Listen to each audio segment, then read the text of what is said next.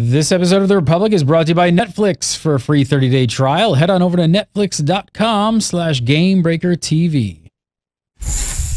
GameBreaker TV.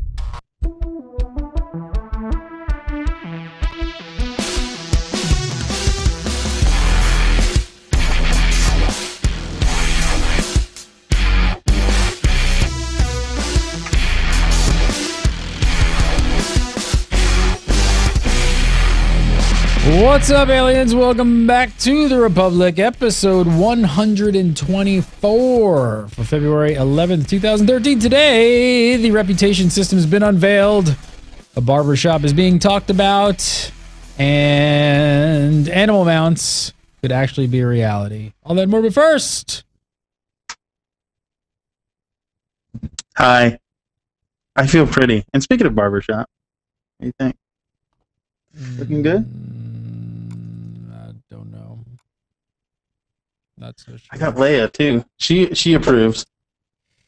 Not so sure.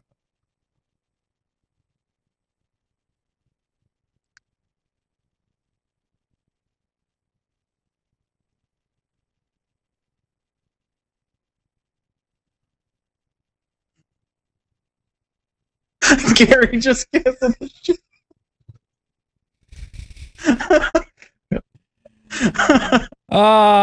Justin Lowe, how are you, sir? Good, or at least somewhat. Yeah. How come you don't have you know, Hair? Come on. I don't know how I don't have Where's your hair. Leia buns? Because I don't have hair. It's National Leia Day. Right? Sure. Hmm?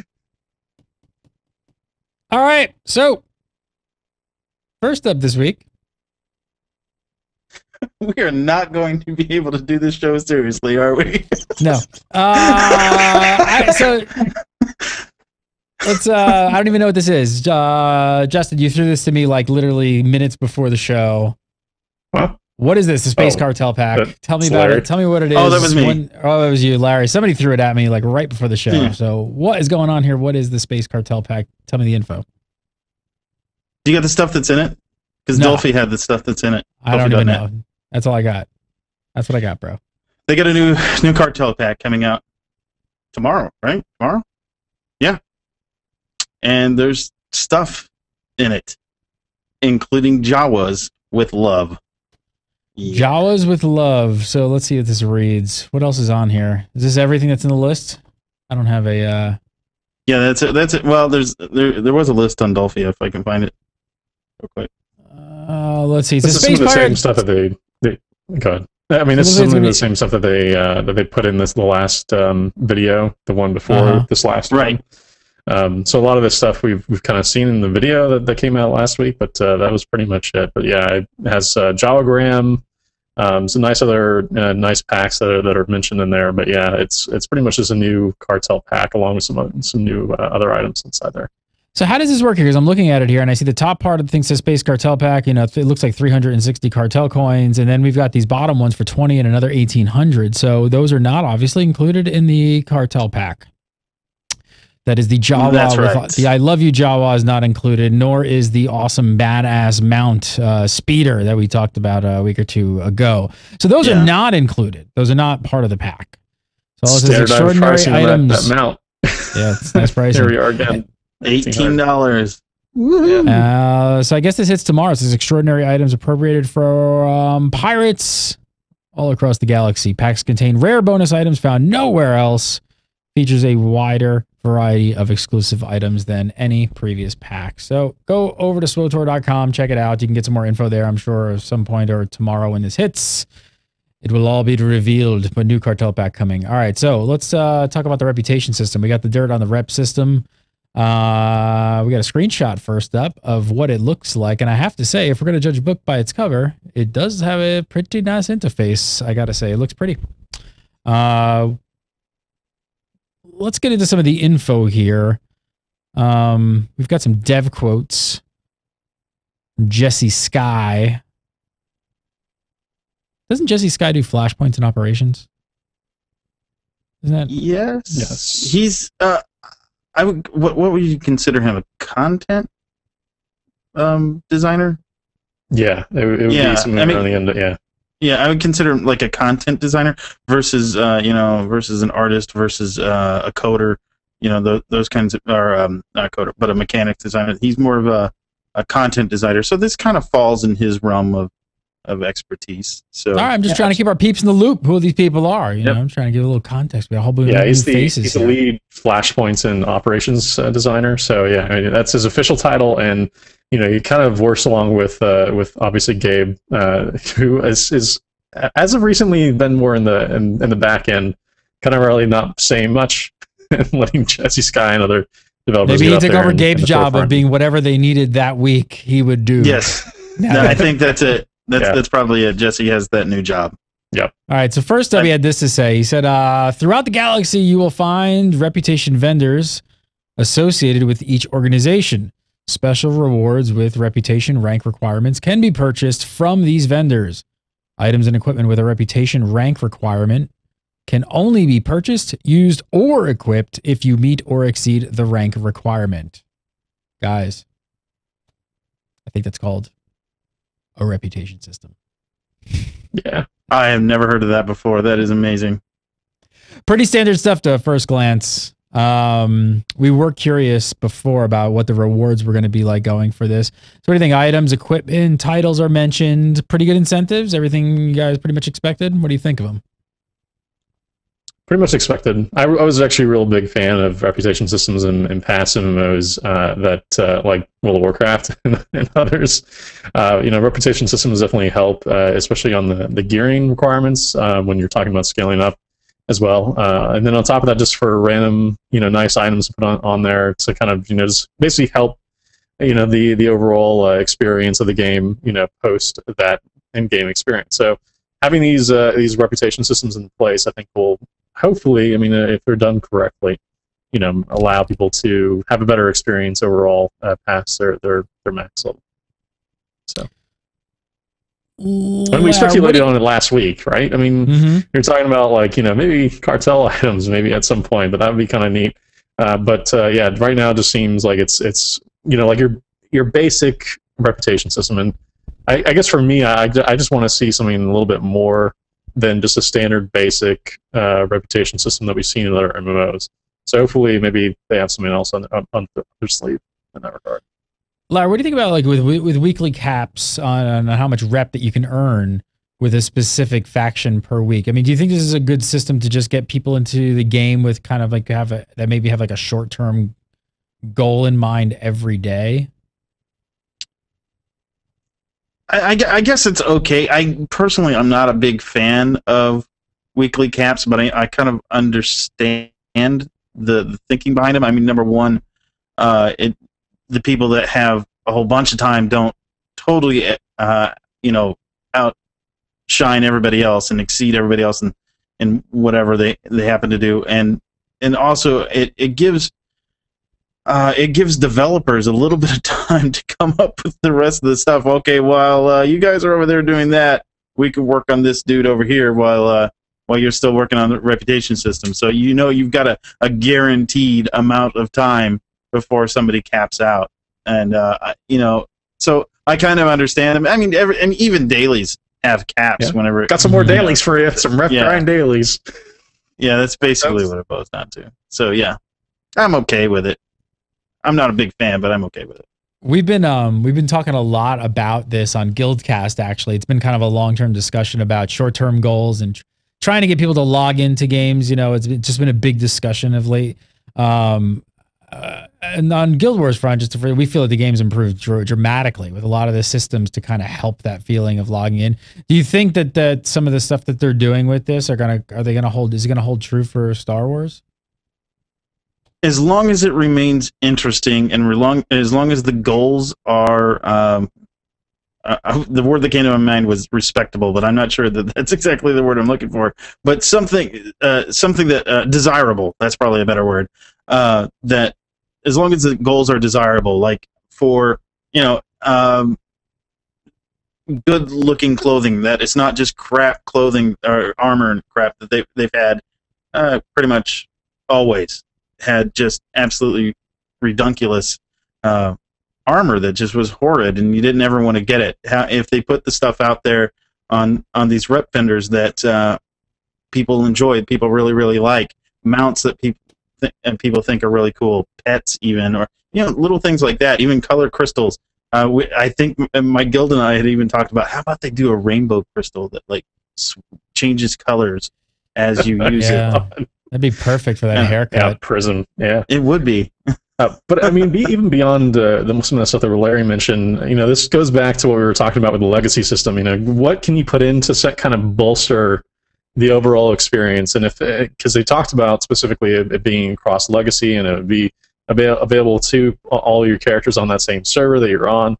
So on a legacy sense, you can also maybe foresee these items helping your progression, making it a little bit easier for the actual overall experience to be better overall long term for all your characters, and then kind of like filling back in, going like full circle back into their original philosophy on the game, their original design philosophy on the game, which was they want to get you to replay those stories. They want you to get you to actually play each of the character class stories. And for many people, they've already kind of powered through a lot of that stuff. But for those that are still remaining, and the new people that they're drawing in with free to play, this will give them another option to potentially expand that experience beyond just that first character. So I'm really excited about it. Jesse continued on with this, talking a little bit more about rep. He said, reputation points and ranks that you earn are shared across your entire legacy, and the cheering commences. Reputation points and ranks that you earn are shared across your entire legacy, and all characters in your legacy contribute reputation points to the same shared pool. Once you've unlocked rewards or titles, all characters in your legacy will have access to them. I think this is a great decision. Best move so far. I gotta say, right? Like this is probably one of the best decisions I think they've made in a long time for the player. Like I think everyone would have felt that definitely sounds like if this didn't happen. Because this has always been a debate, right? Grinding alts and stuff like that, and it's just like it's a nightmare to grind rep bot alts, and it just kind of nobody seems to ever be happy about it. Yeah, and you can see them like placing in these small things to get people to, at least initially, like you guys said, the short term sort of things that they want to get people back in their game with, and then over time, them start to expand that stuff with new content, new stuff coming out, and then allowing that stuff to all commingle and eventually become like a really fully fleshed, featured experience for this next content expansion that we'll have. So, whenever that stuff actually comes out is obviously suspect, because we're still sort of thinking spring at some point and still working out the details about how that stuff will go past. But at least 1.7 kind of puts like a nice base for it to lay on whenever that stuff actually comes out. And you played a ton of WoW, Go ahead, Larry. I was going to say this seems just for one of the very first times it seems to be a player driven decision versus a developer driven decision. A lot of the decisions that they seem to have made in the past, if they haven't been completely developer focused, they seem to be they would at least compromise the player in some form or fashion. I mean, you can take the cartel market, for instance, seem to be very developer-driven decision-making there and not player-driven. And this decision right here is very player-driven, and I'm giving props for that one. I have to agree. It's been a while since we've seen something come out that we've all been unanimously excited and happy about. I mean, I was going to bring it up because, I mean, Justin, you played a ton of World of Warcraft. I mean, were you one of the? I mean, I'm wondering if you were one of the same. But everyone would complain about hitting max level and then being forced to grind out rep for specific enchants on every single alt they ever had. I mean, it's never been a good system. No one's ever really liked it. It seems like it actually feels old and outdated, I think, at this point. Yeah, and some of those things certainly can use a lot of revamping. So what they're doing with SWTOR, I think, maybe in the long run can be something really good. And like you said, Gary, it's kind of like you can kind of see the light now. Like you can kind of like you're kind of scrounging to kind of escape like the dungeon, and now you're kind of seeing the light. You're kind of seeing their plan, as it were. Trying to. You kind of understand what they're doing now. Go towards the light, Caroline. Yeah. Go towards the light. yeah, you can kind of see where they're going with it, and it's certainly evolved to a point where I think it's no longer us like wondering like what's BioWare even doing? Like what updates are they making? Like it's no longer about that. It's about, oh man, we actually see, okay, there's a development team behind this and they have a plan, so that's cool. So okay, well they've got 1 point. We can't don't give them two. Don't go that easy on them, Justin. They might come back and we still got to keep the pressure on because we're all for the gamers here. We're not for the devs. Yeah, we're for the gamers. that's right. So we're gonna keep turning the screws until this game is like you know what everybody wants. I mean, we jokingly said back in the yay rep grinds. Who doesn't love those? Like joking around. But I gotta say, when I heard the news that they were doing it across all legacy, it does really kind of take the burn away from that a bit. Like it doesn't. It just. It makes it takes a little bit of the pain out of this whole situation. Yeah, and I don't mind the rep grinds in general when there is a decent payoff, and especially when the grind is worth the payoff is really what it boils down to. And assuming that they have good stuff on those vendors, then it'll be worth it. Definitely. And the grind's a lot easier when you only have to do it once. Right, exactly. Like, you only have to go through all that once, and like you get there, and then you get the sense of achievement, and you're done. It's like because the second time around you don't care. Like the first time you're like, whoa, I got exalted or whatever. You're happy about it. Like the second time around you're like, Jesus Christ, that's I got exalted. Like that was all. Yay! Oh great, I had to do that again. Oh, I'm gonna roll another one. Now I got to do this again. Oh great. Like there's no fun in it after the first time. Yeah, I remember, especially for those crafting things in World of Warcraft, just running around in Dalaran in a circle, like advertising and trade, like, I need this, where's this, so I can craft this, so I can... Yeah, that's not desirable kind of way to play a game. Nope, and it's hard also to complain about the in-game rewards instead of cash shop purchases, isn't it? I mean... Yeah, that's true. Good stuff. So Jesse continued on by saying, the reputation track for these two conflicts is shared. Even though the Republic and the Empire have competing goals, a Republic character advancing his rank with the Republic Hyperspace Armada indirectly advances the rank of Imperial characters in his legacy with the Imperial First Mobile Fleet. Does it burn, Lair? Does the logic burn? Is it burning your soul? I have given up on trying to figure out that kind of logic. I mean, it makes no sense. About a year ago, it makes no sense, but I mean, I think everyone would kind of rather have this whole system be legacy-wide than faction-wide, right? Yeah.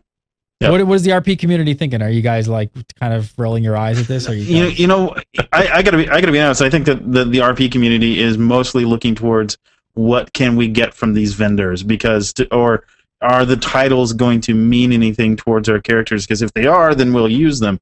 And the other thing is the vendors, because as far as the actual reputation and RPing out the reputation, I think the people that actually do that are few and far between. Not me. Justin, you could care less about this, right? You're just happy it's across all legacy. Anything that helps me in future characters, I like, especially if I'm going to be, leveling them up for purposes such as operations rating and stuff like that. So for me, that's a primary concern, not so much like everything else or what the items actually are. I care less about the titles personally. Like, who cares about titles? I still don't get why that's a big thing. Dude, I'm a red rhombus. I'm Captain Jean-Luc Picard. That's why I wanted that title. And I got it right in the beginning. Red rhombus. It's an awesome title to have. I'm throwing all logic. I'm throwing all logic out the window on this one and saying it's a good move to just do it both factions like this. Makes no sense, but absolutely. But I'm saying it's still a good move. Screw the 0.1% of the people who might get pissed at this. One last thing we should mention is that this one's a little bit interesting. Subscribers are automatically going to earn 50% more rep than free players. It's a little odd. This is a little odd. I mean, with a weekly cap and the system going legacy wide, I don't know. They really want you to subscribe. Really? You think they'd want to drag the process out a little bit? No. Yeah, it's got to be even, No. right? I mean, it's got to be at least. No. What they do is they gear it towards where they want their goal of where they want people to be, and for rep grind for the subscribers, and then they reduce it, and then say, "Oh, you get 50% more if you're a subscriber." And That's I guess what they're going doing. yeah, it is what they're doing. And I guess going forward, they could really just add more rep factions. I mean, they could even add rep factions to existing factions pretty easily. So in long term, I guess maybe it won't be too much of a problem. So I'm just hoping that on a long-term basis, like a long outlook, that they start to reduce some of this stuff, like make it so that some of these features, are just in the free-to-play version. Like, there's no reason for. We talked about this way in the past. Like, already, it's now quite a couple months down the line about. There's no reason to restrict like Eternity Vault to subscribers. Like, just allow them to run a couple of them and or do a couple things that people no longer do or really isn't advantageous for them to do, and still allow them to progress and have some of that stuff that's way old that really isn't going to affect anybody on the subscriber level. I'm just hoping that they reevaluate this stuff on a long-term basis going forward. I mean, you know what it might have been? It might have been a case of the fact that certain things. I'm going to defend them for a second. Actually, I can't believe I'm doing this, but it might have been a case where there were certain things up there on the wall when they were trying to figure all this stuff out. And there were a few things up there that they just didn't really know which way to go with it. And they were like, "This may be a defining factor in people subscribing or not, right?" And it's like this might be a differentiator here. And if we allow it completely open. And we missed the opportunity. It's not like we can go back and put it on the other side of the grid later on. We could do it the other way. we could slide it over to the free side, to the free-to-play player very easily, and they would just be happy. But if we were to ever slide it the opposite way, people would be really pissed off. So maybe there were just a few things that they were just sort of like a lot of arguments about, and they just couldn't really decide on what was a defining factor to convert a player. I think we all kind of know that they kind of went pretty heavy-handed with thinking that there was a lot more differentiators between what turns those players from free to subscribers. And I don't know. I can get into a whole thing because I'm still a little confused why. I mean, and I don't know the economics of how they set up their structure, but it's like there's more money to probably be made keeping players at a free-to-play model if you do it right than there is subscribers. And I don't really know if the whole entire motivation should be to like get people to subscribe, because free-to-play games that are done correctly. You can actually talk about this for quite a while. And in fact, who did it? Credits, extra credits. The guys that are on Penny Arcade, they actually did a whole talk about it, and they talked about how oh my gosh, it wasn't them. It was Jim Sterling that did a talk about this of all people. He talked about how EA and a few of these large companies they're taking this model that was working, this free to play model that was working in other countries and other areas of the world, and how they're not necessarily taking that model and molding their product to that. What they're trying to do is make their product appear more like this model, but it's actually this model over here. So what they're doing is they have this subscription thing that they, this is their good money, this is what they think is great, and here's this free-to-play thing. Okay, how can we make this subscription model look like a free-to-play model? Is kind of what the whole idea was behind what Jim was talking about, and it's very true. There's a really great, I can't remember off the top of my head what episode it was, but if you guys are interested in this whole discussion, go watch, I don't know what episode it is. There's I don't know what episode we're on, but Monty's Minute on GameBreaker TV. Oh, yeah, Monty, really early on, I think it was episode 1 or 2, he brought a graph, and he kind of explained exactly, how the free-to-play model works and how much money is being left on the table, and there's this whole area of the graph that, just go find it. I don't know what episode it is, but you watch them all, and we'll be very happy. Thank you so much. Monty's Minute, every week on GameBreaker TV. There's a lot of interesting stuff in there. For people who want the inside knowledge on the gaming industry, you should watch that show. It's awesome. So we're going to talk, let's see, we're going to talk Dev Tracker, some Dev Tracker stuff, but really quick, I want to tell you guys about a great deal we got going on with Netflix. If you guys have not checked out Netflix, I got a free 30-day trial with your name on it. Just go over to netflix.com/GameBreakerTV. You can sign up right there at that URL, get a free 30-day trial. And everyone's talking about House of Cards, Netflix's brand new original series on Netflix. Everybody's getting rave reviews. It's only on Netflix. They're actually creating their own shows now. And House of Cards with Kevin Spacey is just everybody's saying it's a fantastic I actually show. recommend people seeing that. It's a good show. I burned my way through it in 2 days. Really? I was that impressed. good? Just addicted? Both you guys? Just totally. Yeah, it's great. Yeah, it's a good show. I definitely recommend it.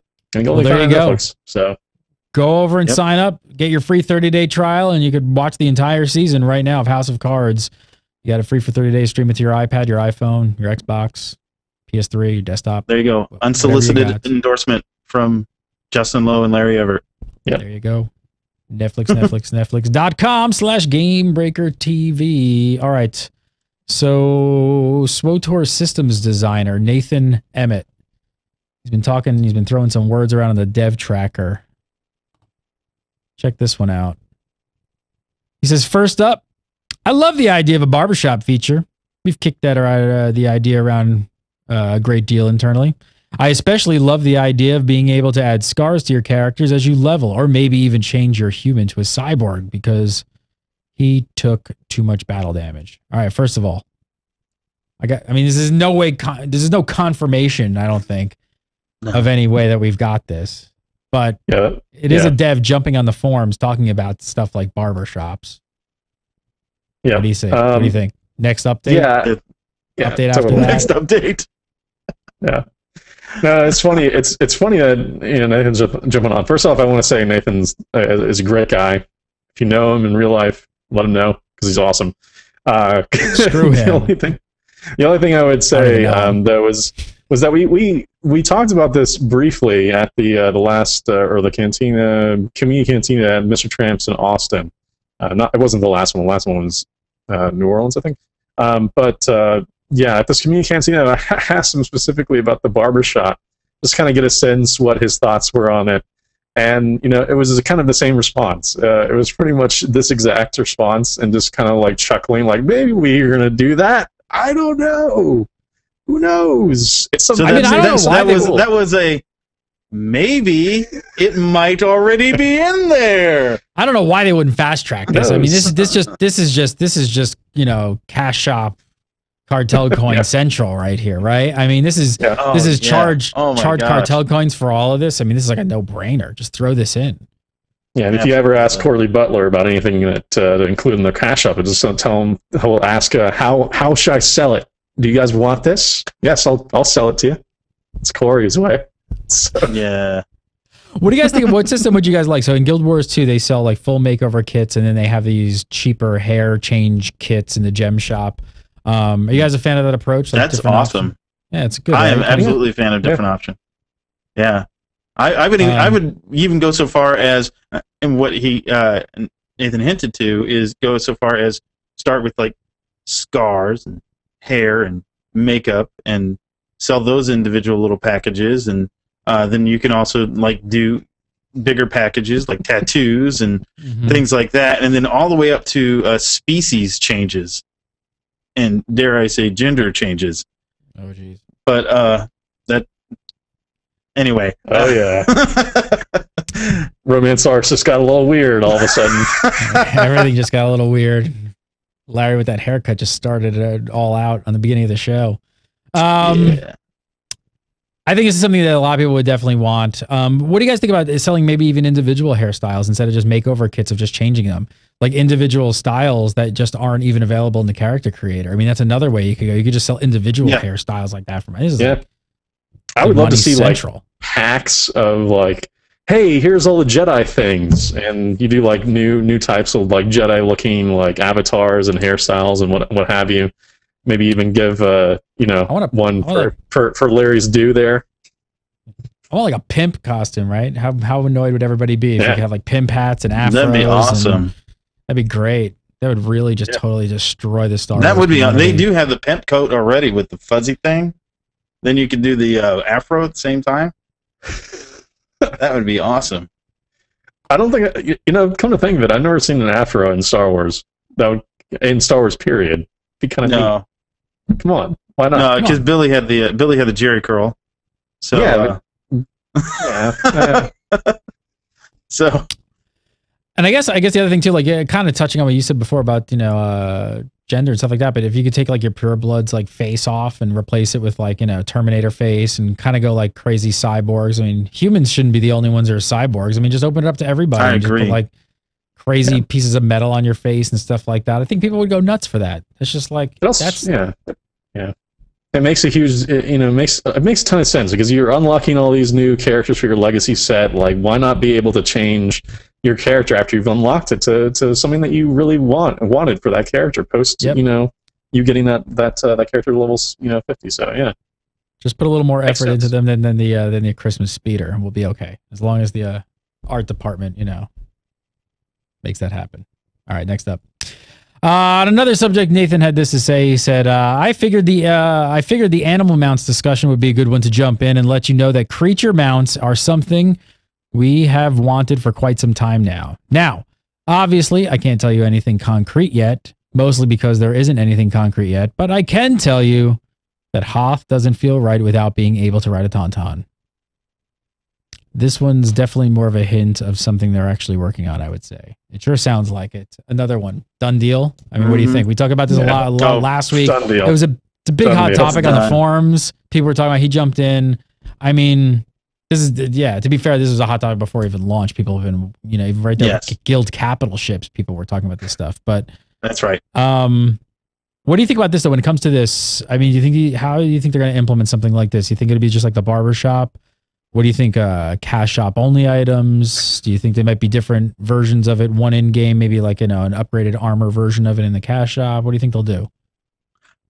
I'd like to see something along the lines of one skin available in the cash shop, one skin available through game mechanics of of similar amounts. And I think that would probably be the best way to implement it. If anybody from BioWare is listening right now. And agreed. Like, instead of killing that Tauntaun on Eternity Vault, you just get on him. That's right. Yeah, that's how you acquire the Tauntaun. There you go. Free tip. Because I think a lot of people out there kind of feel slighted when they're only in cash shop stores, especially for people who like. I mean, God, the economy sucks, right? And people are struggling. Like, they're probably lucky they can play a free-to-play game or pay for their bandwidth. And if they're a subscriber, forget it. So it's like, hey, you might want at least access to the mount. I can't have the coolest mount, but geez, just because I maybe don't have the cash as Bobby down the street, at least I can get a version of the mount and still be cool with my friends. Now, to be fair, everything that is, I don't buy stuff from the cartel market, generally speaking. And in fact, not since the day it launched, I think I bought like 2 things from the cartel market. And the reason that I don't, but at the same time, I own a lot of cartel market items. You have the time. And because what I'm able to do is I'm able to gain enough credits in the game to buy the stuff off the GTN. So I don't have to. I think they have a pretty decent balance of how to make things on the cartel market work in the game itself. And if you don't have the upfront cash, more than likely it will end up on the GTN at one point or another. And if you really want it, you can you can spend enough time in game to actually earn it. And I think that they have a really good balance there, believe it or not. All right, here I got it. BioWare can print money right here. You ready? Here's the idea. Yeah. Get ready to print money. Send some over this way, because here's the idea. Have the regular Tauntaun mount in game some way to get. In store, tell me you guys wouldn't just throw money if you could slice open your Tauntaun, crawl inside of it for rest XP. Or if it's like an animation, like an eating animation for like regen your character's health. Yeah, perfect. Yeah. Print money. That's it. Idea, print money. There you go. Make that the perk for the in-store item. Buy that, slice them open, get them. You get rest XP. You'd Make sell that like happen. a jillion. Make of that it. happen, BioWare. Make that happen. Somehow, I don't even think like Lucas Arts would like approve of that. Like, I think at some point they'd be like, this is kind of,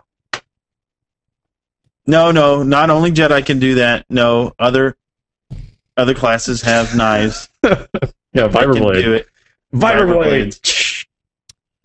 All right, let's do some viewer questions and get the heck out of here. If you guys haven't checked out the site today, if you guys haven't checked out GameBreaker TV, you should. You should check it every day. You may have noticed something a little bit different. Let me bring it up here.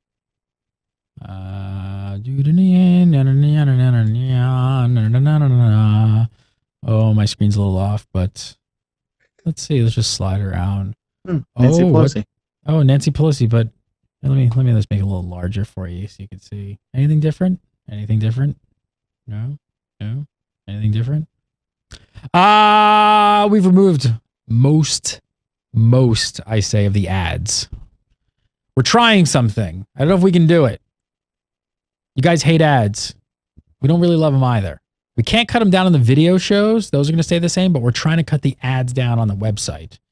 And to do that, we're also asking for you guys to help us out and donate to GameBreaker so we can keep them to a minimum. I'm not saying they're going to go away forever, but we've replaced the main banner ads with, like, you know, show ads for our shows and stuff like that, like Let's Play.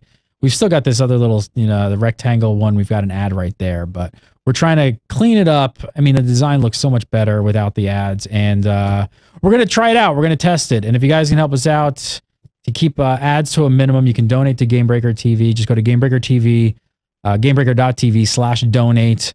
Send us a few bucks. And if this works, you know, and we would love to keep the ads off the site and keep it a cleaner experience for you guys. So we're going to try it. I can't guarantee it. And I can't guarantee with the donations like that, you know, if nice ads come and we do like a nice ad buy or something, I'm all for those because they usually look nice. They look nice on the site. But some of the other ads, you know, they look a little, dare I say, janky. So we're trying to get rid of them. We're trying. All right. So head on over to GameBreaker.tv/donate. And much appreciated. Much love for people who have donated already. Thank you so much. Let's do some viewer questions. First up this week from Andrew Witt. Andrew says, how do you feel about the fact that BioWare has done little to nothing to improve the optimization of the client? I'm going to stop right there and just, my question is, how does he know that? Like, does he like go through code? All right, I'm going to keep going though, because it is his question. He says, same poor shaders, same horrible grow ear feet, draw distance for foliage, same inability to handle even moderate numbers of players from when the game launched. So he wants to know why they've done little to nothing to improve optimization of the client. I personally find it hard to believe that they've done little to no work on optimizing the client. And well, actually, didn't they even do a whole article about how they've optimized the client? Yeah, and specifically the shaders that he points out. So yeah, specifically the shaders. Yeah, so they have shadows.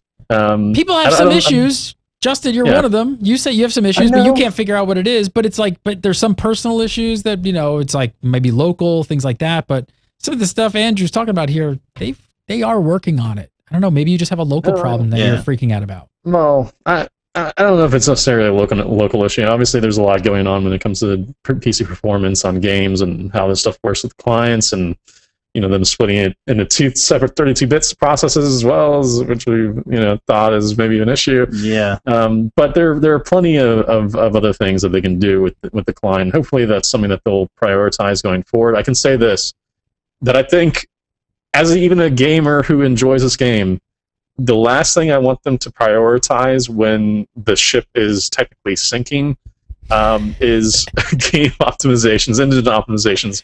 I want to see new content as quickly as possible. Can you take a little bit of that blockiness out of the shadows? No. Glaze over that.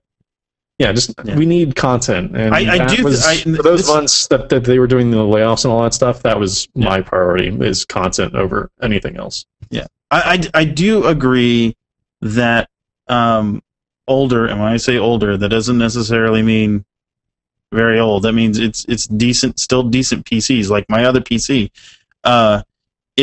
There are some things that they can do to improve performance on systems that aren't like the system that I have now is overbulked. I mean, I've got too much to handle this game, and everything performs at optimal levels. And the thing is, though, if I am on a system that still meets the requirements, in fact, it meets the requirements quite well, but I have performance issues on my other machine, that I would like to see some of the mid levels work better than they do.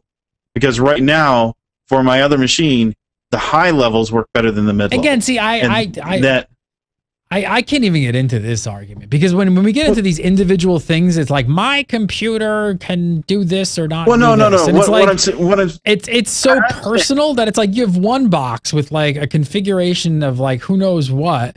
And I'm not saying that like it doesn't need optimization. I'm just saying when people like on forums and start getting into like, you know, my particular build won't work correctly. Like, okay, sorry, but there's a gajillion configurations and the rest of them are working, and you've got that one scenario with maybe some piece of crazy, you know, virus that you've like, you know, downloading all that Star Wars porn, and now it's not working, and you're gonna blame us. No, it's an insanely hard argument to sort of have. And I'm not saying that the game client doesn't need work and it doesn't need optimization. I'm not saying any of that. I'm just saying when you start nitpicking specific things, it's really I think that it would be beneficial for player numbers to get a better performing mid-range settings.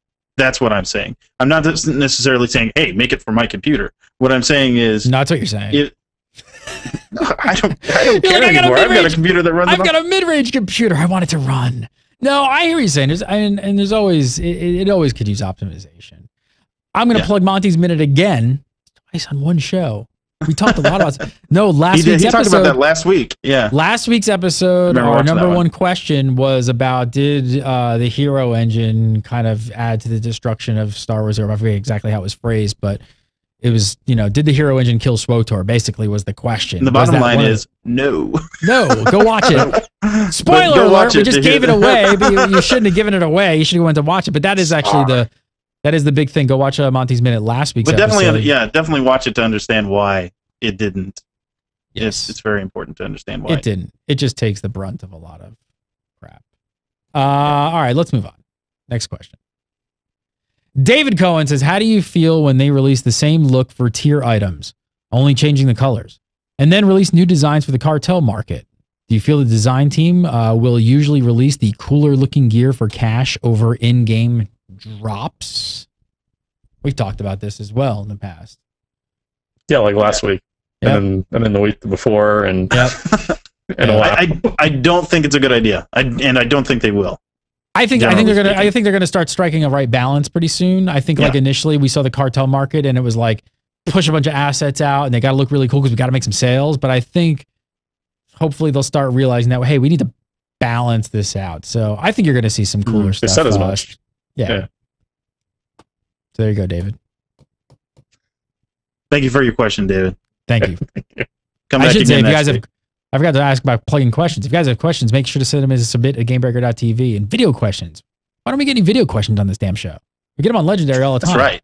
Record yourself. You got a webcam. Everybody does. Record yourself. Post it on YouTube. Send us the link and submit it to hair and Leia buns. Exactly. Have fun with it. We like those. If you put your... Hey, I tell you what. Can we make this? Can we say this? If you put your hair in Leia buns, we will put your question on the show. Sure. There you go. That should be guaranteed. There you go. I don't know. Could be. I'm not saying we'll answer the question. We'll put it on. Last up this week from Tommy Waters. Tommy says, when will the ones doing the Republic show on your site play characters on the Republic side? All of the negativity and anger from them as they play the Sith side is what causes me not to watch. I will never play Republic. Republic scum. Yes. Larry, you play Republic. I have played Republic characters, yes. I do. My main characters are not Republic. I do have a little... It is funny how that happens. Republic, but it is... Yeah. Because the Republic side kind of phoned it in, man. The Empire side was so much cooler. Yeah. Everybody went. Yeah. Sorry. How can you argue with Jadis? How can you argue with him? That's true. Justin Lowe. Follow him on the Twitter at Zirak, Z-I-R-A-K.